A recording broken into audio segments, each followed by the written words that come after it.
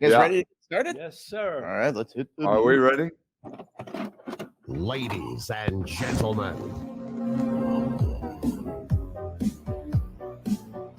Movies with Mark.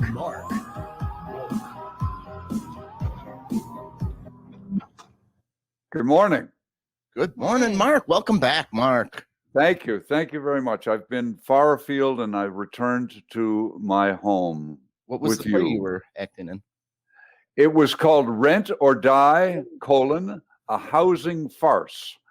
And it was about the housing situation in Missoula, Montana, which is where we did it. A friend of mine wrote it. We did it in his backyard. We had 40 seats set up and about 60 people sitting on the grass every night. We only did it 2 nights. We did a staged reading of it rather than the whole play because it's still, we'll probably do the whole play next summer, I think. But it was a big success. But there's so many people wanted to get out of cities during COVID that and they all wanted to go to nice small towns like Missoula, Montana, that are pretty. Yeah. And I guess there are a lot of people made money and had money during COVID. So housing prices went way up and people are getting kicked out of there. It was happening anyway, but COVID, the pandemic kind of sped it along. And a lot of people are getting evicted from their apartments they've been living in for a long, long time. So we made a play about it and it was very funny. People liked it. And now, actually, I read in a Missoulian, I get emails from the mayor. That's what it was. All right. Because he's in a Missoula is the kind of town where you can actually know the mayor and be friends with him and have a drink with him and work with him. And I've worked with him a couple of times. But anyway, I got a note from him saying that they were actually addressing the housing crisis because they recognize it's a crisis. So I don't think it was because of the play. They just know it's a crisis, and now people are laughing at them. So it was a good success. The rich people are coming in, and then these people that have lived there for years are getting kicked out of their house because money talks, and there's no kind of loyalty for these tenants that have been there. That's terrible. Exactly. I never even considered that because you hear about people, everyone's moving to Austin, everyone's moving to Nashville. You don't even think about what about the people that are living in those places that they're moving to. Yeah, and that's exactly the point. And people talk like some people. I know people with money who are like to make money in Missoula, and they talk about Missoula being the next Austin. Exactly that. But yeah, the water table suffers like it has in Santa Fe and in Austin. There's not enough infrastructure to support all the people and the people who've lived there. It happened in Seattle. I knew people who raised their kids and then no longer in a house and no longer could afford to pay the property taxes because in the 90s, when Hong Kong was emptying out, there was a lot of money from Hong Kong coming over to Vancouver and Seattle and some to Portland, but mostly Seattle and California money. People are buying houses and they'll buy, they'll pay whatever they need. I don't want to haggle. Here's $100,000. A friend of mine in real estate sold a house. No, she didn't. She knew of a sale of a house. The house was listed for $750,000. It sold for $1.4 million. No, for $1.1 million. So it sold for $400,000 above asking. Now that's crazy, isn't it? You don't buy and sell houses, so you do because you own apartments. I don't own. No, I manage the apartment. So okay. It's in the family. I understand it. Yeah. Yeah. So what did we watch today, guys? Oh yes, the movie. Let's talk about the movie. In the Mood for Love. It's a movie that I put out there for you guys to watch because I really wanted to know who I was dealing with. I mean, we've done a lot of comedies. We did Cactus Jack, which is a comedy and a dark movie. We've done a lot of movies that hit you right smack in the middle of the face. Mm-hmm. Bring Up Baby does too. I mean, Bring Up Baby, there's no question about it being a comedy. Arsenic and Old Lace. We've done a lot of fun movies, but In the Mood for Love is not necessarily a fun movie. It's not an easy movie to watch because it's in Chinese, so you have to read it. Mm-hmm. It's doesn't take place outdoors with beautiful landscape photographs or anything like that. it's also Wong Kar-wa, the director, is one of a kind. Nobody makes movies quite the way he makes them. I'm not sure there are even that many people who try to make movies the way he makes them. But he's universally acknowledged, well, we'll find out how big the universe really is when we see what you guys thought of it.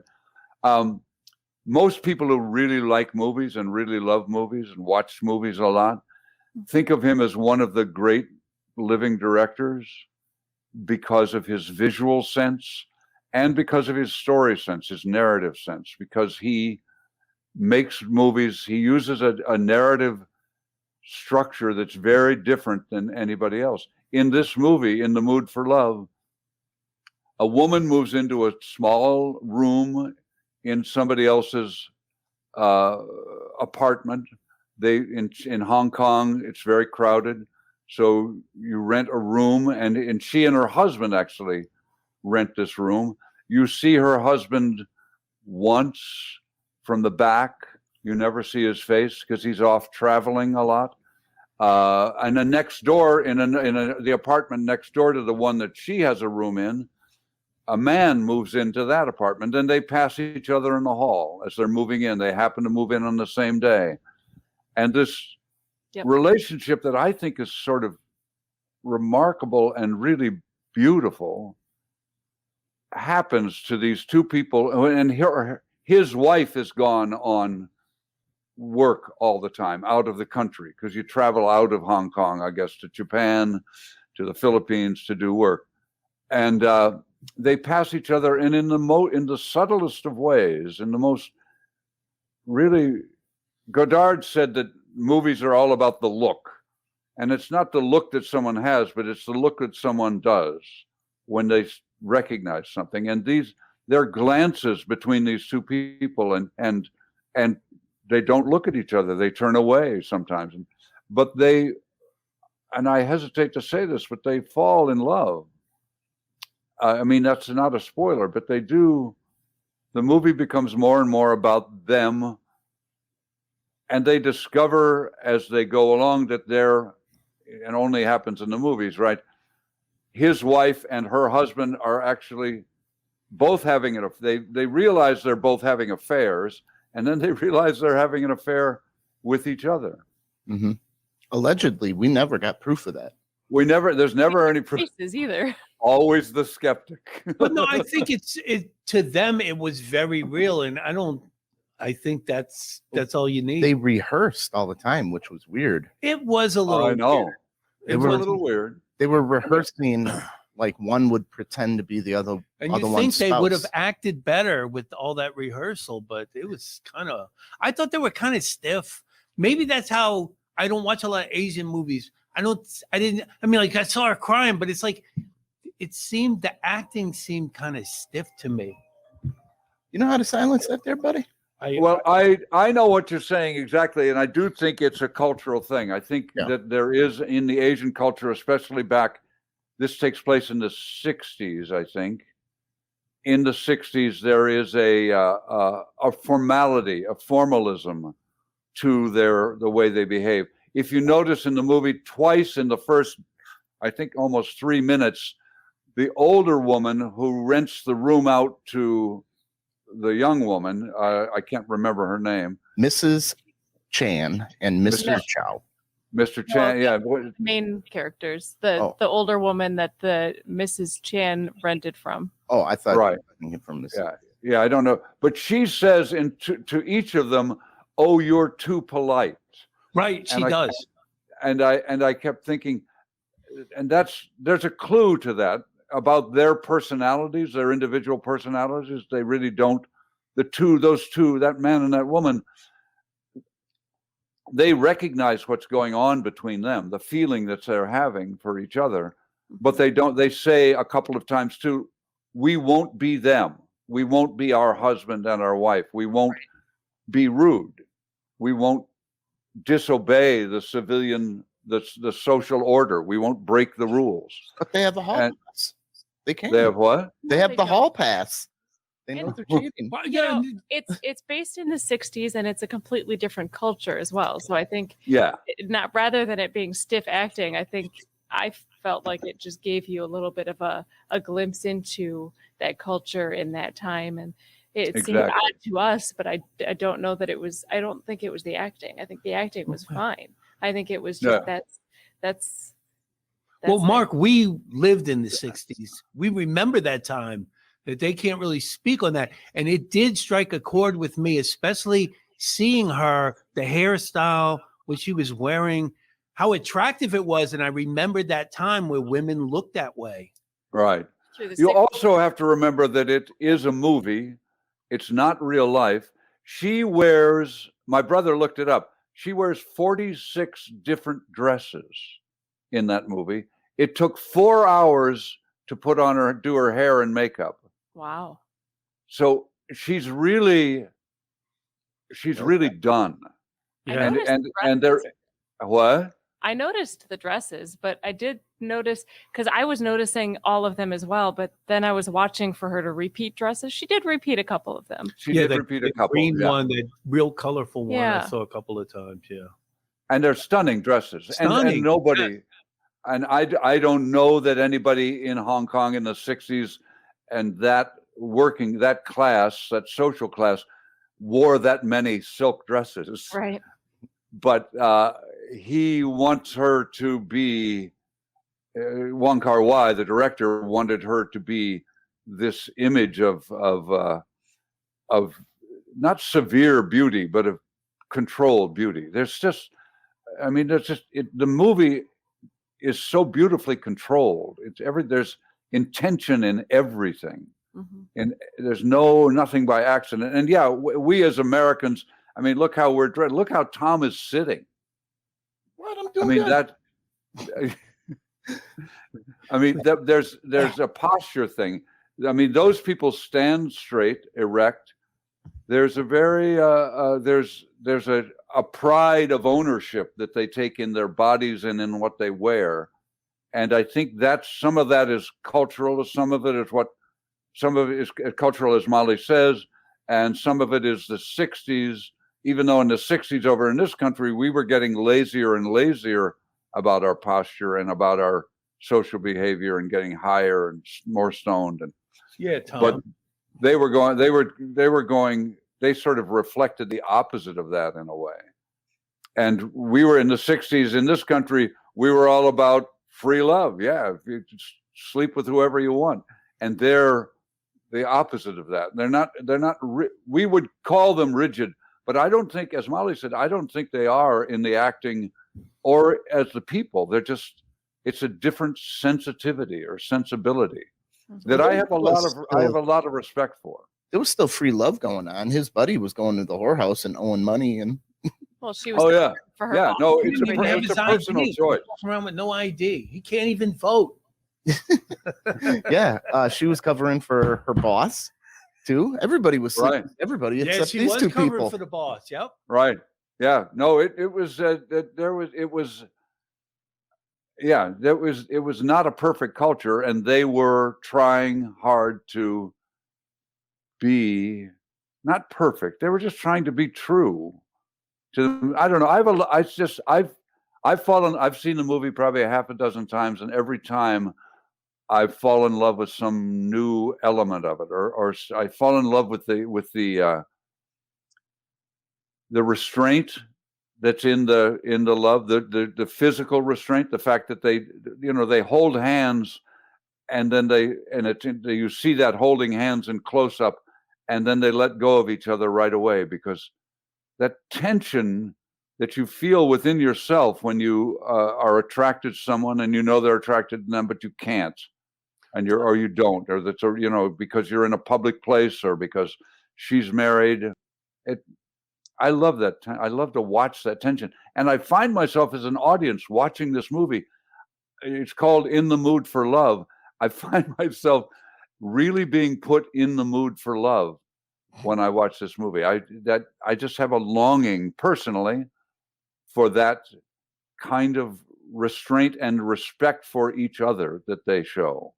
I think at first too, she wasn't that receptive because she pushed his hand away the first time. Right. Like, oh, that's kind of cold. And you just saw she just gradually kind of opened up a little as the movie went on. And, Right. yeah. And I wanted to ask you if you've seen it so many times, and I'm asking this question for the maestro, the waltz music that would play intermittently through there, and then that they ended with that 1, 2, 3, 1, 2, 3, and it just build things a little bit. But it's like I kept noticing that waltz, that 3/4 time, 1, 2, 3, 1, 2, 3. It's interesting. Yeah, no, it's and the Nat King Cole song that I can't pronounce the name of the song. Not that time. I mean, that's contrapuntal to the waltz tune. Yeah, no, the music's beautiful. Physically, it's one of the most physically beautiful movies I've seen or I can recall seeing. And you've got to remember, it all takes place in tiny rooms, in tiny apartments, in tiny hallways, on a rainy street, and little always raining. Yeah, you're shooting during the monsoon season, and they're always eating. It made me hungry. Oh, it did. I wanted some of those noodles. I wanted Chinese food. I know. And then they go out to dinner and they're eating with knife and fork. I'm like, what the hell is this? They must have went to a different restaurant that wasn't Asian. Yeah, they were going to an American restaurant. And then she American gave English. the menu and she said, I don't know what your wife would order. You order. Well, they were ordering as if they were eating with their significant others. Yeah, right. They're going to try to, and it that is disorienting at first, but intentionally so, because some of those where they're acting out those scenes, you think the first one I noticed, he shoots it as though maybe she's actually talking to her husband, and then Tony Leung's character, Mr. Chow, shows up in the frame. He comes into the frame, and you realize that they're not talking to each other as each other. They're talking to each other as herself and her husband. They're acting. They're rehearsing themselves. Yeah. I mean, they're torturing. Yeah, they're trying to figure it out. Yeah. But I mean, I don't know if you've ever been through a situation like that where somebody's been, or you think somebody's unfaithful to you, but you act it out usually to yourself. How am I going to say to her, "Are you sleeping with my best friend Bill?" That's not his name. I'm not using real names. But how do you ask? How do you ask that question? You don't want to. You never ask that question because you don't want to get the answer, the wrong answer. The wrong answer is the true answer. Yes, I am. I don't love you anymore, and I'm sorry. But you don't want to hear that. I don't know if you guys have ever been through that. Oh, she had a kid like 5 years later. Yeah. When they and went whose back to kid? the apartment. Yeah. Wow. Whose kid though? She didn't. I don't think they ever did anything, did they? It doesn't look like it because you didn't see a lot of like the little hand holding it. Like when she was crying, he was comforting her, but you didn't really see. You know what? Not even a kiss, really. When they got into the spiritual monk stuff about whispering secrets into a tree and stuff, it kind of reminded me of like either these two were together in a past life or are meant to be together in the next one. Ooh, like how deep Tom reincarnation kind of played into it a little bit. I didn't even consider that. I was just I mean, I think Tom's bringing that to it, but it's there in the culture. I mean, reincarnation is part of that, part of the Buddhist part of that culture anyway. I don't know if it is in Tao or not, and Confucianism or not. I don't know what they think about the afterlife, but so that's there. Yeah, I mean, it's definitely about what could be and what was meant to be and what isn't, what we don't do, what we leave out. Well, they regretted it at the end, I believe. Oh yeah. And there's a sequel to this movie that some people think is a far superior movie to this one, not far, but superior movie to this one, called 2046, which is the number of the apartment that he rents when he moves out so that they can work together, writing together, being creative together. Kung Fu comics.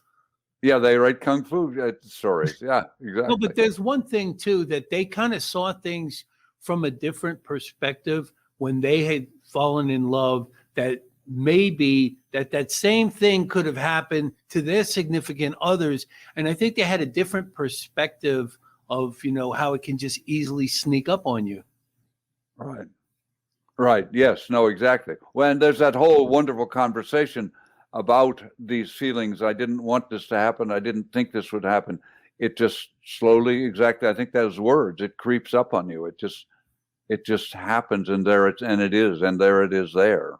And what can you do? There's a lot going on in this movie. Oh yeah. It's really every frame, every inch of every frame is considered, and there's intent in it, and there's just a lot of feeling. Good. Very artistic as well. I mean, there was a lot of intent. There's a lot of different themes going on. There's so much. But on top of that, it was so artistically filmed. I mean, all the panning shots and just the long shots of the hallway and the, lots of shots of them just going, down for soup and back. It was very artistic. It was filmed so differently. There was some sneaky comedy in there. I don't know if I laughed out loud at this part when the lady came with the new rice cooker and everybody was looking at the table, but there was an old married couple that they say their name, but they rented a room there as well. And the old man is just like, this is beyond us. Passed it over. His wife passed it to them, like, beyond us. A rice cooker. Well, we don't even want to look at it. Yeah, no, there's some comedy. There's some good light moments in it. I think the guy that you talked about before, and I can't remember his name either, that goes to the whorehouse and who just blows holes in the more sensitive that Tony Leung gets, the more he blows holes, and he's funny sometimes. Yeah, he is too. The neighbor I just want to get laid, he said. was Mr. and Mrs. Yu, right? Say that again, Molly. The neighbors, wasn't it Mr. and Mrs. Yu? No, it started with a P. It's who she always played mahjong with, the landlady. Well, wasn't it Ping? No. Something. Oh, the long sequence when they come home, the family comes home early. Mrs. Chan and Mr. Chow are in the room together working on the script, and they think they're out so they can be in his room, and they come home because he's drunk. He's so funny drunk. And then they play mahjong all night long, and that's funny when they're trapped in the room together. How long could they play? They'll be gone soon. 8 rounds. No. 8 rounds. Yeah, only 8 rounds. Yeah, but they'll play till morning. They know they'll play till morning. Why are you eating so much sticky rice? That's not healthy.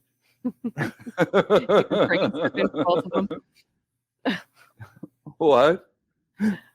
Say that again. The one neighbor was giving him crap for eating so much sticky rice and going and just sitting and eating in his room. That's not healthy. Yeah. Why are you eating that much sticky rice?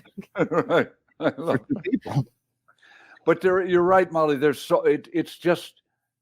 so rich and thick and just subtle too. But those sound like bad words, but there's just so much going on. I can watch this movie. I mean, I think I'll watch this movie, once or twice a year, forever, because it's just so. Yeah. It's not forever, Mark. You're gonna die someday. I hate to break it to you, but you'll come back. Well, I was going to say I have no intention on dying, no matter what you say, William. I'm not going to do it. Like Woody Allen says, I'm not afraid of death. I just don't want to be there when it happens. Yeah. But I was going to say I want to watch it as I'm dying or in my deathbed. I mean, there are a couple of movies I would like to watch. If I have the luxury of going to sleep when I die, rather than some guy coming up behind me and hitting me on the head. See, if that happened to me at my age, I'd be dead. I hope not. Yeah. I mean, it's very slow paced. I guess if you go by today's movie standards, it was very just kind of slow, and it was just so different. But there was such a beauty in the way that it was filmed and paced, and so it was so intentional, and there's so much more there. It was so classy too. She was so classy. Yeah. She's beautiful. She's really beautiful.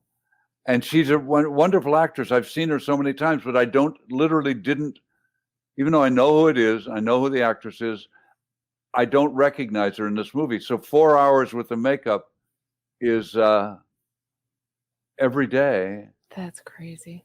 Is crazy. It's You know what? And he works without a script too. So a lot of it is them. They rehearse a lot. They improvise a lot, and then they finalize things according to what one reads about the way Wong Kar-wa works. He doesn't have a script that you get that tells you exactly what to say. You create what you say out of the rehearsal process. The other thing that I thought was beautiful about this movie and just a really cool choice that I, kind of fell in love with was the fact that you never actually see their significant other's faces. Yeah. You hear their voices and they're off camera, or you see like the back of their heads. You see the back of, Mr. His head, and you see the back of her. I know. And you know what? I'm sure I noticed that before when I watched it. But this time through, it was the first time I realized that you actually did see them even. I knew you heard their voices, but I realized that you actually see them because the movie sort of breezes past them and you see the significant others, the backs of their heads, as we said.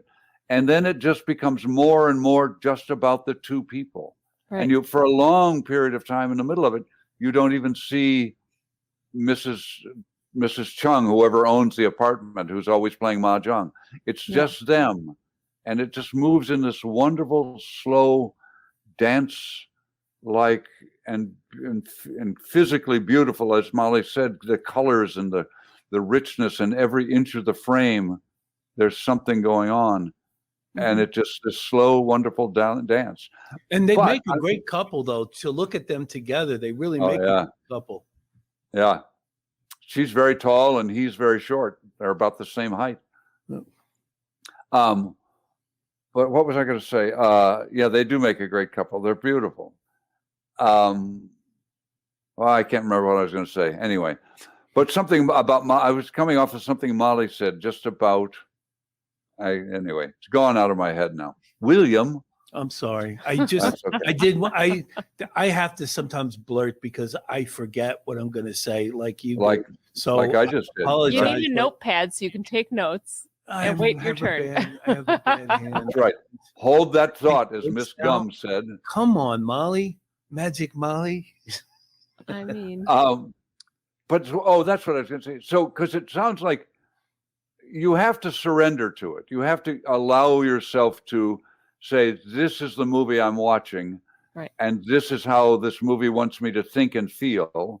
Because I think every movie, every play does teach, and I know this as an actor, I structure every play that I'm doing, a whole play.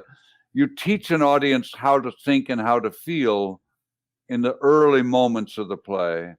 And once you know they're thinking and feeling with you, then you can do pretty much anything you want.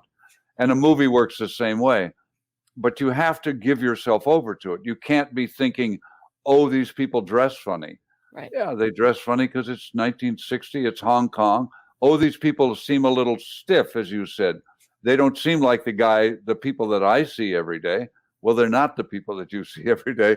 They live in Hong Kong in the 60s, in a different time, in a different place. And you allow yourself to accept that and allow yourself to visit this other culture, this other place. I mean, even if you're watching a Mark Wahlberg movie, of all people. I can't believe I actually mentioned Mark Wahlberg in the same conversation as Wong Kar-wa. Yeah. Or a Mark Metcalf movie. Well, I like to think, I actually would like to think that I'm in a Wong Kar-wa movie every time. That movie, The Field, that we talked about and watched, Tate was making one movie. I thought about this when I was watching this. Tate was making one movie about this paranormal experience and this thing in the middle of the field and this couple who moved into a house and was trying to figure out, they're not even trying to figure out their relationship. They're just trying to figure out what's in the field. Mm-hmm. And I was making this movie that was about this guy who, when he was 17, his girlfriend disappeared because he got a little bit too frisky with her.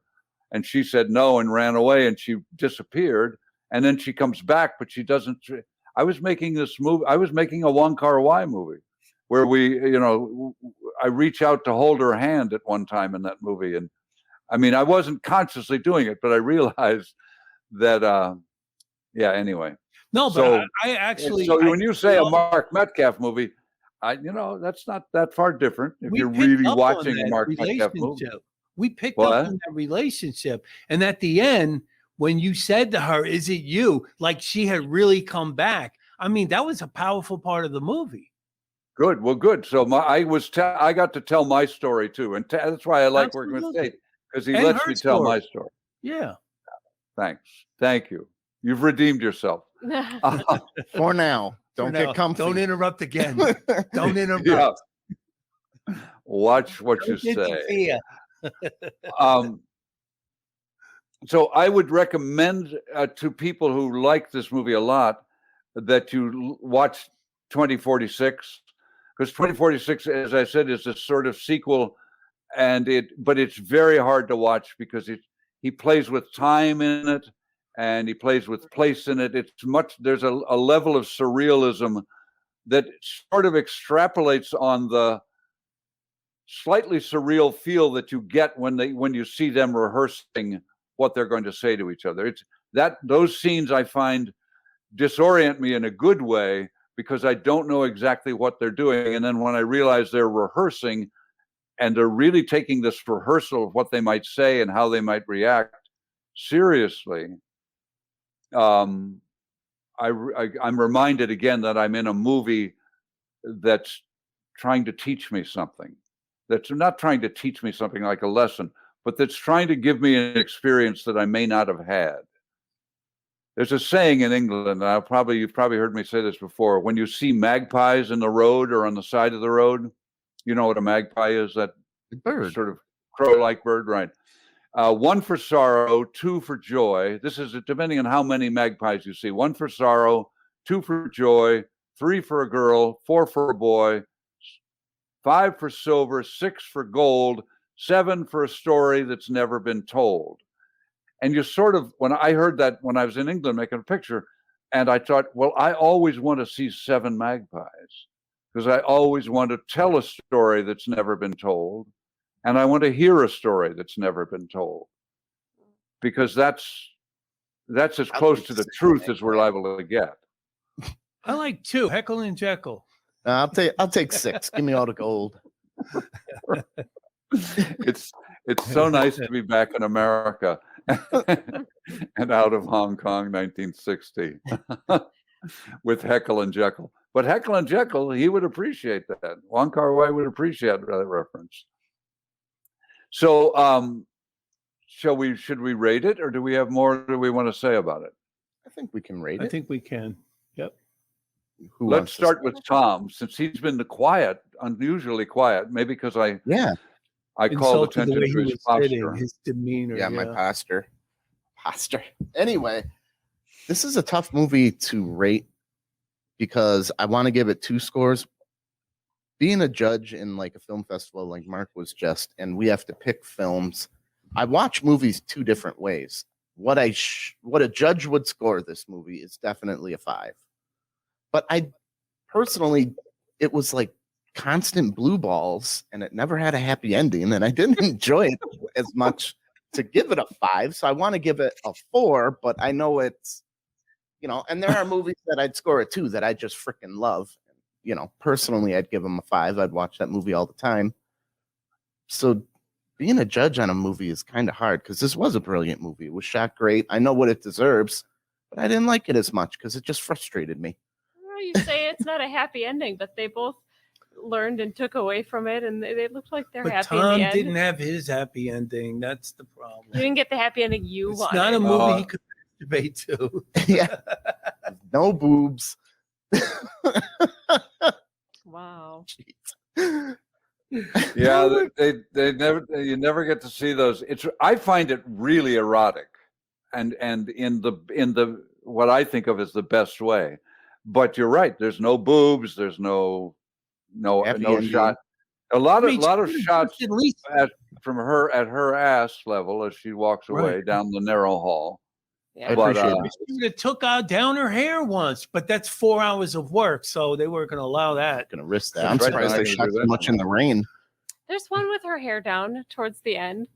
I think when she was visiting him and she snuck into his apartment. Right. Yeah, that's right. Her hair down in a different style. They get more and more relaxed with each other. That's as much. And I think, Molly, did you say you thought it did have a happy ending? The movie. I mean, so at the I feel good at the end of it. Because they've learned, they've taken away from this experience, and even though they didn't end up together, they've learned from it, and he moved on. He went and went with his friend and took this job, and then he came. He seems happy, like he's learned about himself, and I don't think that they're with their significant others anymore, or their house. I mean, because she's renting that apartment. The new neighbor that he talks to says it's just her and her son. Right. So, and she has a son. She has a life. So she's moved on. He's moved on, but they still retain that knowledge of each other and that memory of each other and that missed opportunity. I feel it's whether it's a happy ending or unhappy ending. I don't know. You guys in there over it and moved on, and I see it opposite. They came back 5 years later to the same place on the same day. They're both not over it. They did, and it is kind of an unrequited love story as well. But I also see how much they gained from each other, and so this man, he had been wanting to write these stories forever. It had been one of his passions and something that he had always wanted to do. And them meeting each other and talking about it, got him to actually. She shared that. She shared a liking or a love for those kinds of stories, and they worked together. They had a wonderful, fruitful time together. And it wasn't all about sex, and it wasn't all about, but it was about whatever love is really about. Mm-hmm. In some way. So I find it very satisfying at the end. As an audience, I can see that they're not necessarily satisfied, but we're not satisfied in life usually. I mean, some of us, you guys may be perfectly happy as you are, and yet again, you may have some regret, and you may have some. Tom can't get no satisfaction. Now that song's in my head. Thank you.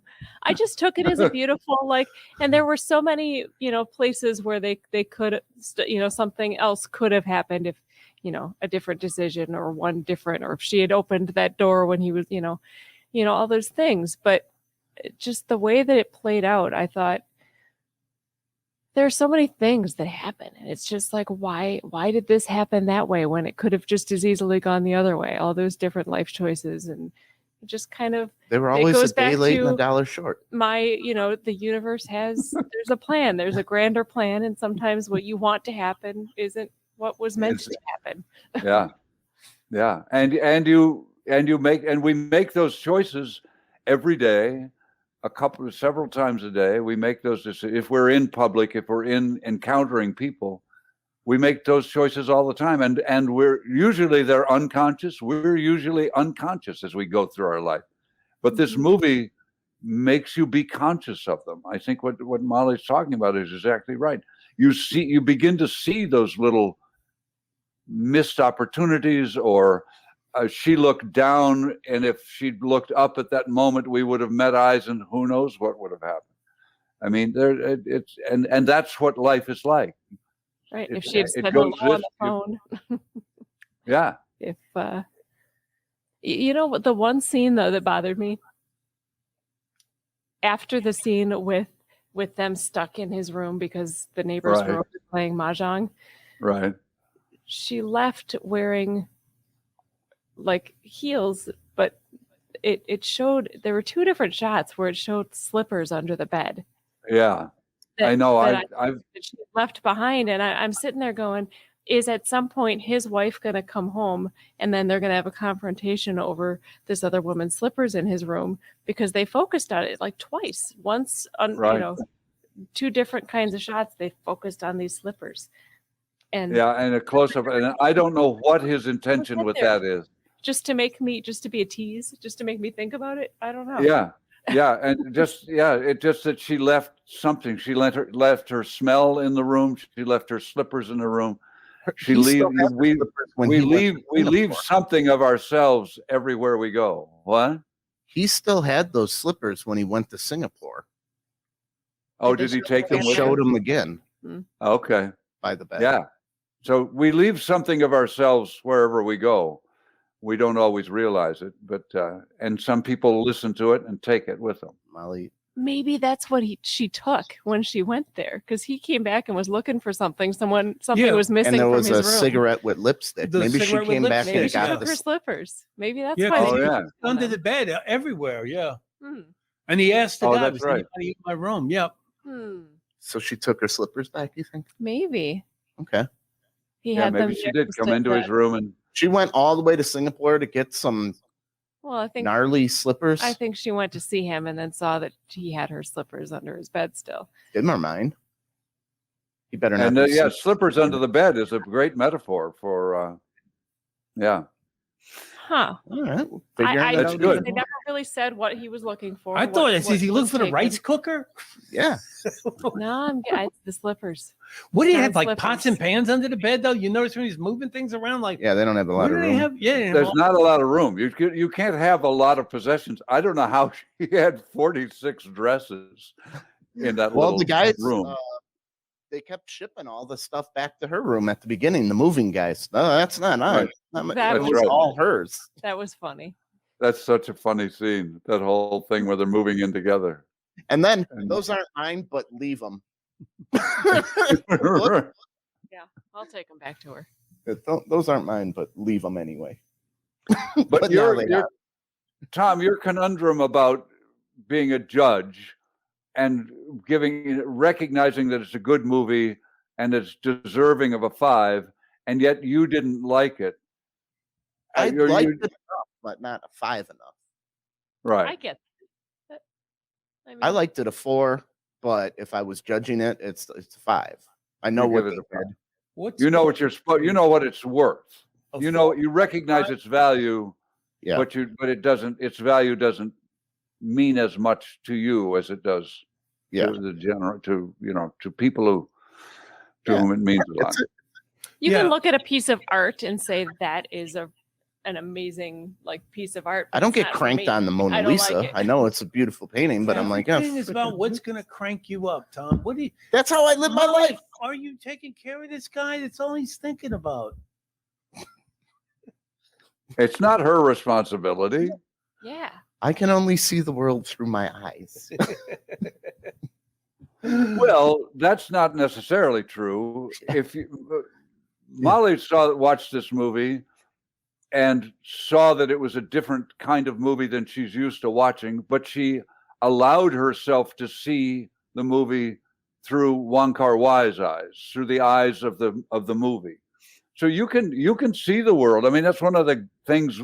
That's one of the reasons that we have these little get-togethers, and we have movies, we have plays, we have art, we have music, is because you can experience the world. I got an analogy for it.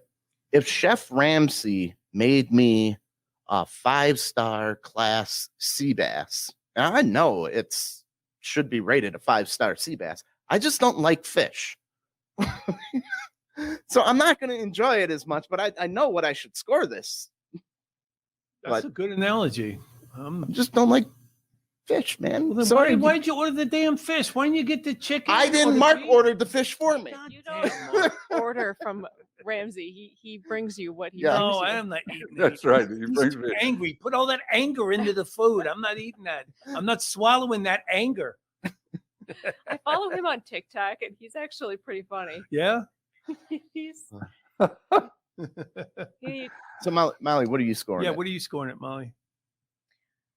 Gosh, I think I have to give it a 5 just because it was so different and it was beautiful in its own way. It was like a piece of art, and it, at the beginning, I was looking at it going, oh man, this is kind of slow and this is kind of difficult to watch. But the more I got into it and just kind of saw what they were trying to do, and it just it's a good movie. It's different, but it's. Would you watch it again? I would, because I think there was a lot at the beginning where I was just trying to figure figure it out. And so you could tell me and I could understand. no.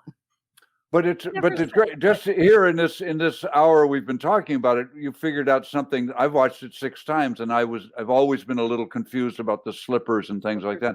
But just by talking about it and trying to work it out as a detective story, you figured out a logic to it that makes sense to me. And I want to watch it again and see if understanding that logic feeds me in a different way.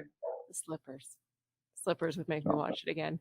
Yeah, I kind of want to watch it for that. Well, and then you said it took you a while before you realized what we all noticed, that we saw glimpses of their significant others, and you didn't see that for how long? Oh, I probably watched it 4 times before I realized that. I might have seen it. I might have known it when I saw it the first time, but it wasn't what stuck in my mind. I think in my mind, I was waiting. I want to see if they're going to show them, so I was looking for it.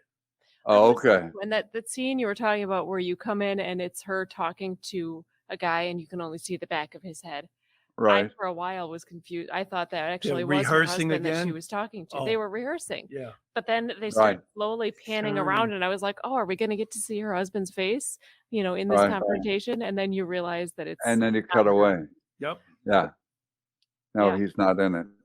Yeah, I had not. I'd seen it. Obviously, I'd watched the whole movie, but I'd seen it. But it hadn't registered in me until this time through that he gives you that hint of them.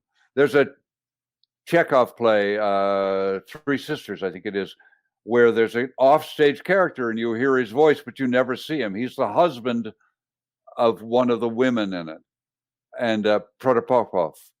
And it's a device that's fascinating to use. Have a character who's part of the story, part of the plot, an instrumental part, but you never see them.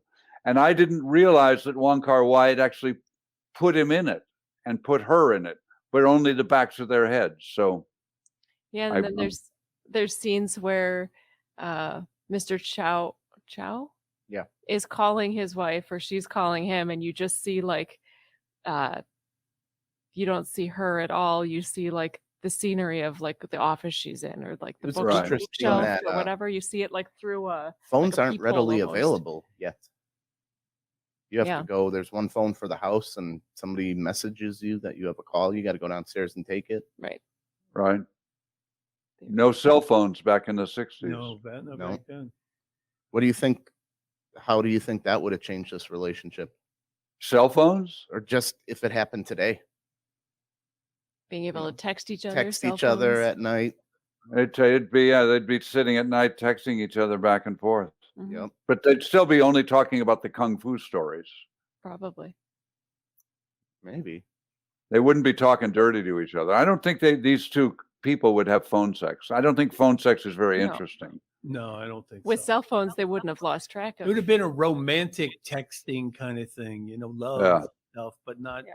I would like to give my evaluation, and then you can go. But the 60s is my favorite decade, so I'm all in anything 60s, music wise, anything set in the 60s. That's my favorite decade. I appreciate you exposing us to a foreign film to give us another perspective. And I enjoyed that part of it. I'm not going to give it a 5. I would say 4.5, because to me, I still think the acting was kind of stiff. That's just my impression. I understand what you said about how they were more reserved in the time and the culture.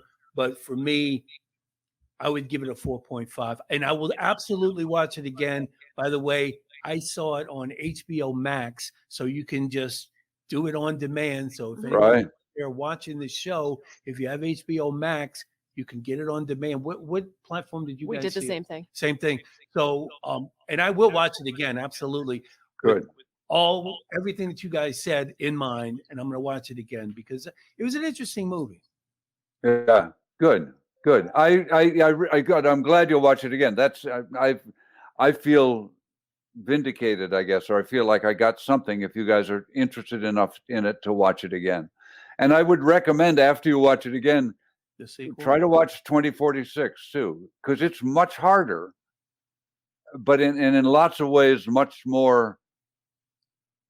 I mean, it's more brilliant, more complicated, more layered, it's just thicker. It's a big experience. Is it the same characters? Is it in between? Like, so it's after. It takes place after, and it's not like after this one. It's the future. Okay. See, they weren't so each other. Whatever you thought might be happening, this will clear it up for you. You can see. And it would, all of you guys, if I remember correctly, who want more sex, those of you on the left part of my screen, there's more erotic, there's more sex in it. Excuse me, in it. Any boobies? Jeez. I'm not going to tell you. All right, I'll figure it out. I'm sure you'll have to watch it to see it. But good. All right. Well, that's great. What? Give your evaluation. Oh, me. I've given it a 5. As I say, if I had to choose a movie to put up on the big screen as I lay dying, to quote a William Faulkner novel, I might put this one up there. There's a wonderful, melancholy, I'm going to miss this. I miss this kind of joy in it for me. I know melancholy and joy don't sound like they go together, but there's just very melancholy, though. I agree 100%. It's just a really great feeling. I love having that feeling in my body that this movie gives me. It relaxes me and makes me ready for whatever comes next. See, you were satisfied. Tom was not satisfied. I've got to see 2046 now. Yeah, I think. Hey, are we going to do that for the next one, 2046? What do you think? Is it too? No, I don't think we should. I don't think we should challenge ourselves quite yet with 2046. Okay. You could watch if you want to watch another Wong Kar-wa movie. We could watch Grand Master. Do you like martial arts movies at all? Yes. Grandmaster. All right. Grandmaster was 2014, I think, or 13. It's about the Ip Man. Do you know the Ip Man story, the saga of the Ip Man? IP. He was a real guy. He was a real a grandmaster kung fu teacher who was I think out of Shanghai, moved to Hong Kong, and the grandmaster tells the story of him. Oh, it's the Grandmaster. It's what? It's the Grandmaster. The Grandmaster. Okay, right. Tells his story. It's almost a bit of a documentary style. The way this movie sort of goes off into the whole thing about Indonesia, Sukarno. Isn't there a part of it? Isn't there like real news footage at one point in The Mood for Love that's sort of it's jarring near the end? I can't remember right now. Oh yeah. Yes, there is. There's a little bit that was kind of like, huh, that's interesting. Yeah. What do they do? Where are they taking me now? And then you don't go there. But the Grandmaster has some of that, but also it's wonderful because woven in through and some incredible martial arts sequences where the Grandmaster that you'd want to see if you love martial arts movies, and I do, really good ones, really beautifully shot ones, and where the fighting is like a dance. And there's a woven through it. There's an unrequited love story that goes through this movie, this martial arts movie. It's a great movie. Again? Say again. I said unrequited again. Unrequited. It's unrequited again. Frustrated. I got a computer. I'm looking up most of what you guys say. Wow, 3 Academy Awards it was up for. What was the Grandmaster? It was just nominated. Yep. Best costume design, best cinematography, and best foreign language film. Yeah, it's a really great film. Big film. We could watch that for next time if you guys are up for it. I'm up for it. Okay. Sure. Did Good. Like Crouching Tiger, Hidden Dragon? Do you remember that movie? Oh yeah, Academy Award. yeah. Oh, did it? I think it did for something. It should have gotten a lot more. House of Flying Daggers is one too. That's a great, beautiful one to watch too. That one. Well, Steve Martin hosted the Oscars that year when Crouching Tiger and Hidden Dragon were nominated, and he said, "I watched the movie and I did not see one dragon or one tiger." And he said, and then I realized they were crouched and hidden. It just tickled me. It got nominated for 10 awards and won 4 of them. Crouching Tiger did. Yep. No Best kidding. foreign Good. language, Okay. best art direction, That was a great best movie. It was cinematography, and best Yeah. original score. Yeah. Ang Lee. Good ones. That's a good one. You know. That's a good one. We'll watch The Grandmaster. I think you'll like it too. Excellent. Yeah. All right. So we'll do that for next time in 2 weeks' time. Yep. Cool. And thanks. It's nice to be back in your warm embrace. We And missed it. thank you for being there. Yeah, thank you, Mark. Yeah, thank you. It's been a blast. Yeah, good. And thanks for watching this movie. And we'll go back and we'll watch a Will Ferrell movie eventually. And, Step Brothers. Yeah, that's the last we can even watch a Mark Wahlberg movie. All right, Transformers.